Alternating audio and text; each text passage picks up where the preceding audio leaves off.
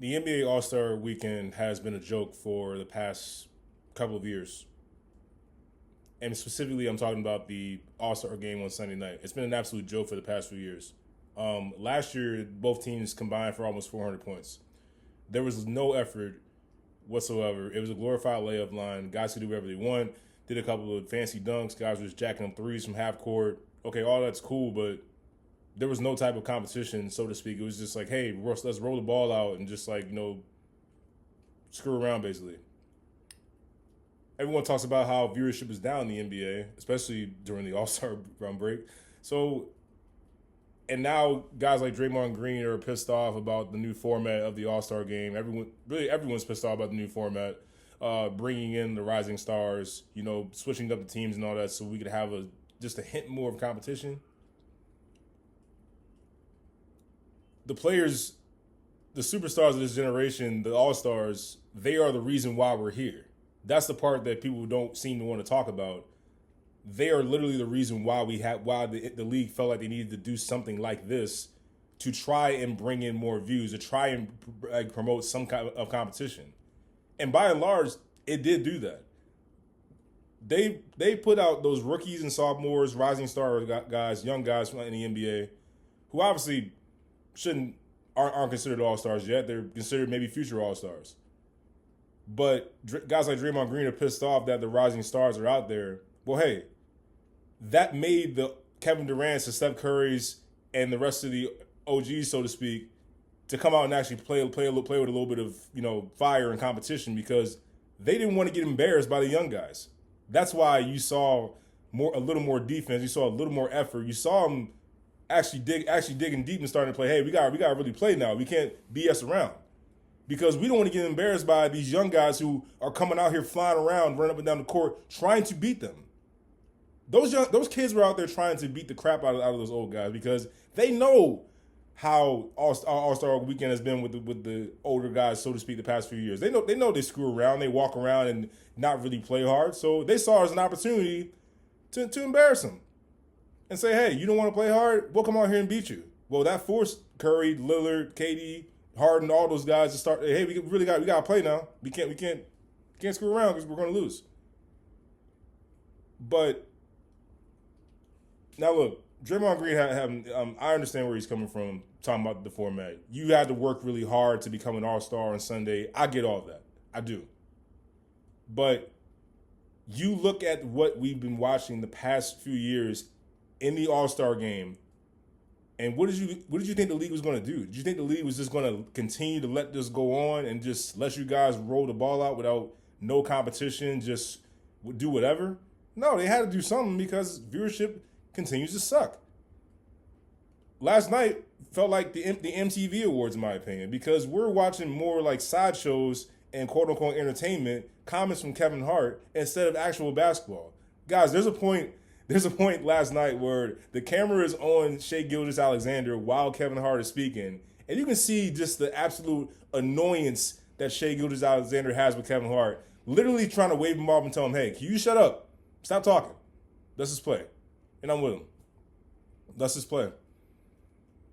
And then the other thing is, guys, LeBron James with the whole, not telling everybody that he's not ready he can't play tonight an hour before the game time. Anthony Edwards, same thing. I'm going to make sure that I include Anthony Edwards in this, because everyone's up in arms like, oh, how can you blame LeBron James? He can do that.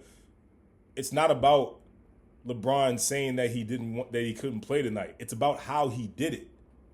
That's what we're talking about here. We're not talking about we should blame LeBron James because how could you do that? How could you not play in the All-Star game at the last minute about the fact that you're 40 years old? No, it's about how you did it. Giannis Antetokounmpo at least gave the NBA enough notice to say, hey, I'm injured. Someone else needs to come in and play for me. Enter Trae Young. That's all LeBron and Anthony Edwards had to do, was just say, look, I don't think I can play this weekend. Have someone else in there who can play. But instead, LeBron and Anthony Davis waited literally until the 11th hour to say, hey, I'm injured. I can't play tonight. So now Adam Silver can't replace those guys. And the All-Star, the OG All-Stars were down to 8 players on the bench instead of 10. That's the part that is annoying. to Adam Silver, to the fans, to the young guys who were looking forward to playing against LeBron and Anthony Davis and the rest of that OG team. That's the part that's annoying. You had enough time. You know when you can't play. Ankle discomfort, that's what was listed. A groin injury, okay. You know you're not playing, so why are you even trying to wait until it's literally too late to have a replacement? That's all we're saying is just say, hey, I can't play. I'm injured. I don't feel right. I want to make sure I'm right for the second half of the season. I get it. People who have watched the game of basketball, who love their favorite teams, they get it. But don't wait until freaking 5 minutes before tip-off to say, I can't play in the All-Star game. So now we can't replace you. And everyone's like, oh, we don't want to. Everyone's not worried about seeing Norman Powell or whoever else. Norman Powell's averaging over 20 points a game for the Clippers. He's playing very well. He did deserve the nod to be an All-Star. Obviously, there's limited spots, but he did deserve a chance to at least be a reserve. It's a guy that deserves it, that wants to play. And you're pissed off about that because, well, look, 5 minutes of Norman Powell playing is more than watching LeBron James on the bench not doing anything in his street clothes. He couldn't even be in uniform for the team picture. He stayed for the team picture. Made sure he was all Burnett so everybody could see him. But he's in street clothes. Right in the middle where everybody else who is playing is in their uniform. LeBron can be in his uniform for the team photo?